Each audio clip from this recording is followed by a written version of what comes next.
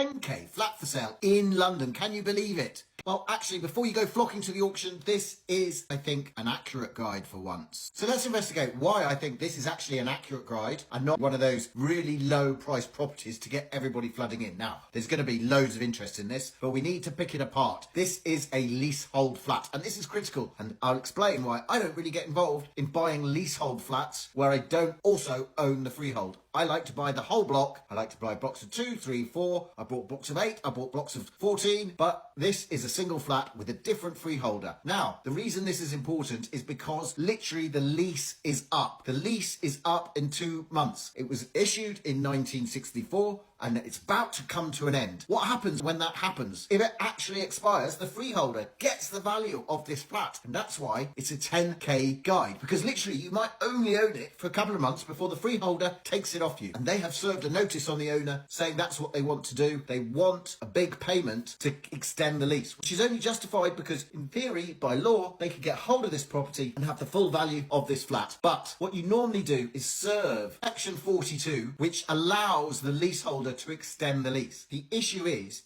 that all has to take place within a year. So the negotiation, there's a leasehold valuation tribunal where prices are set, there's a formula used, and it's to do with how many months or years are left on the lease to expire, ground rents, etc. So there is a formula, there is a calculation. However, this owner, for some reason, and why would they do this, have left this to the last minute. They have only just served this notice and it could expire before the freeholder gets round. That's why the freeholder has served a Section 45 in counteracting on that on the owner, and I think he wants 365,000 for this flat. And actually that's not too ridiculous. As you can see, there is some reasoning as to why this is 10k, because this is pretty much a gamble. Can you counteract the landlord, the freeholder, if you actually get hold of it? There's not much time to do it, so you would need some sharp legal team, and if you'd had that, maybe there is some money in this, but it is a bit of a gamble. And you tell me whether you would get involved in something like this, or actually it's a no-go, despite what looks like initially an attractive price. The auction for this one is on the 11th, so only in a few days time, and we're going to do a follow-up so we can see what it actually goes for and to see whether someone is actually bidding up, because there is some money to be made, but you need to damn sure know what you're doing on this one, and it's not my strategy. It also needs a renovation, so you've got to factor that in too, because looking at the internals, it's not the best property inside to probably some of the standard of the surrounding area. Let me know your thoughts around this one. It's very rare to find a lease so short. I've seen them down to 10 years, 5 years, even almost knocking up to 2 years, because generally I think the cutoff is that you need to serve this before 2 years expiry of the actual lease. So maybe the owner has just completely missed it and therefore destroyed the value in this flat.